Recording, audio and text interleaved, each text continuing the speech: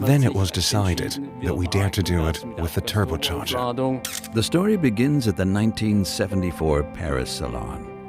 Porsche introduces a high-performance sports car that sets standards.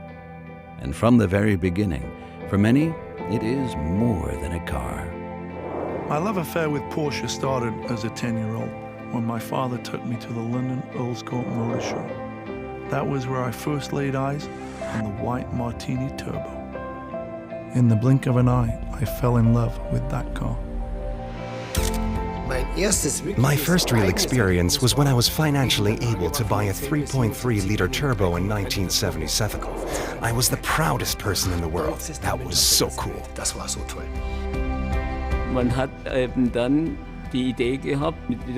We had just had the idea with this exhaust gas turbocharger that worked so well on the 917. So you adapt what has proven to be good in racing to the standard sports car. But this whole combination, that it was still a car that you could drive every day with, yet you could also go to the racetrack, that was huge. The shape, the wide cheeks at the back, and then he had that rear wing with that rubber lip raised. It was a sensation. The shortcoming was the responsiveness, because that simply has to work with a series engine in traffic or even with a racing engine. But the engine responds immediately when you accelerate, for example. You accelerated today and he set off tomorrow. That was the problem with the car. But again, the challenge for me, because you just had to be on the gas at the corner entrance so that power was available at the corner exit. And of course, that has given the expert advantages. To normal people, it could be scary.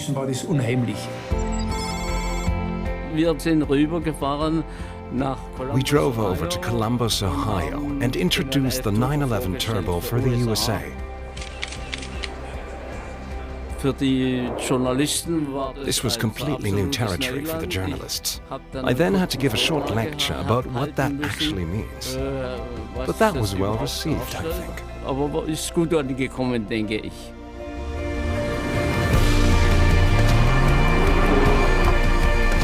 Evolution instead of revolution.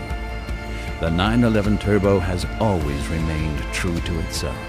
It hasn't changed its character in 4.5 decades, and stood then as today for the technology carrier of the 911 series. A classic that occupies a very special place in the history of automotive development.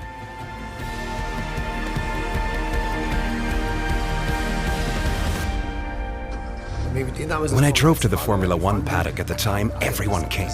Whether it was James Hunt, Vittorio Brambilla, or Ronnie Peterson, they all wanted to drive that car, but nobody was allowed to drive it. Only I drove it.